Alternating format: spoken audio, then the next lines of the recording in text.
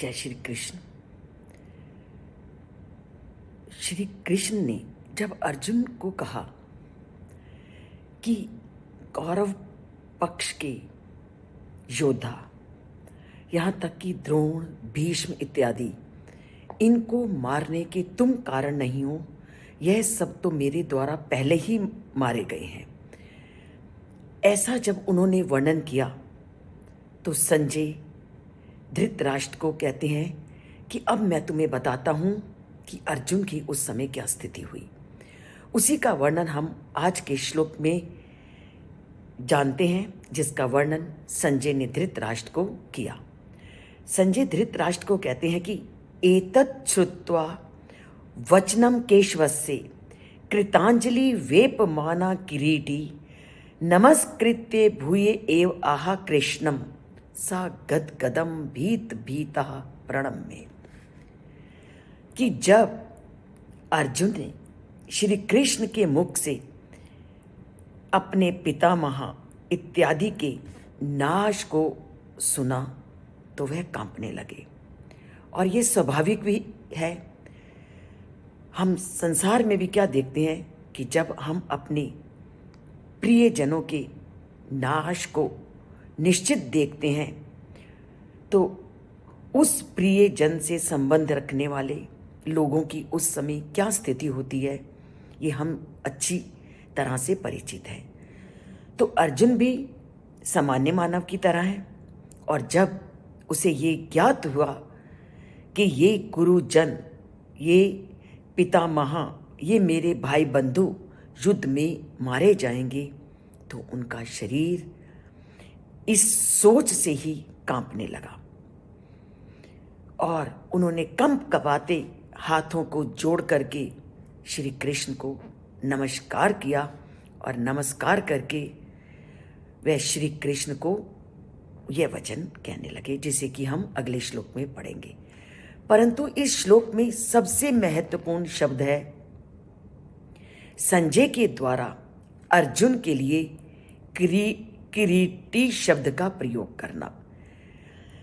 अब अर्जुन के लिए संजय ने किरीटी शब्द का प्रयोग क्यों किया, तो इसे हम पुरातन की कथा के आधार पर जानते हैं। ऐसा हमारे ग्रंथों में वर्णन है कि अर्जुन ने एक बार 2 दानवों को मार करके इंद्र की सहायता की थी, और जब इंद्र के ये दोनों दानव मारे गए तो इंद्र प्रसन्न हुए, और प्रसन्न होकर के उन्होंने एक चमकीला मुकुट अर्जुन को प्रदान किया।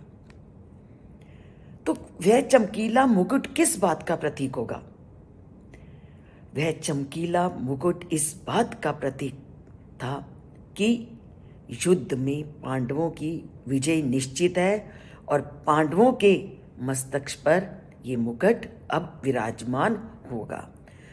तो जानबूझकर संजय ने धृतराष्ट्र के सामने किरीटी शब्द का प्रयोग किया, ताकि धृतराष्ट्र जान जाए कि ये युद्ध पांडवों के पक्ष में ही होगा, और यह जान जाए कि कौरव अब अपना राजपाट खो चुके हैं और अर्जुन को मुकुट की प्राप्ति हो चुकी है। तो इस श्लोक हमें क्या संदेश देता है? केशव के जब सुने वचन, केशव के जब सुने वचन और देखा विराट रूप को, अर्जुन थरथर कांपने लगे, हाथ जोड़ बोले कृष्ण को। तो ये श्लोक हमें अर्जुन की प्रियजनों के जाने पर दुख की स्थिति का वर्णन करता है, जो एक सांसारिक मानव होने के कारण होना स्वाभाविक है। अर्जुन ने इस स्थिति को जानते ही अपना धैर्य खो दिया। ये इस श्लोक का मुख्य भाव है। तो अर्जुन के माध्यम से उन्होंने सांसारिक मानव की स्थिति का वर्णन किया है कि सांसारिक मानव भी जब अपने प्रियजनों के नाश के विषय में जानते हैं तो उनकी भी वही स्थिति होती है जो अर्जुन की इस समय हो रही है।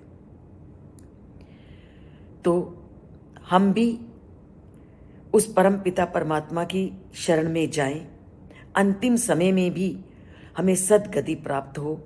इसलिए श्री कृष्ण से हम अपना नाता जोड़ते हैं और हर रोज़ ही मैं यही बात कहती हूँ कि आप इस चैनल से जुड़िए, इसे सब्सक्राइब कीजिए। सब्सक्राइब एक बार ही करना है, लाइक आप जितनी बार करो कर सकते हो।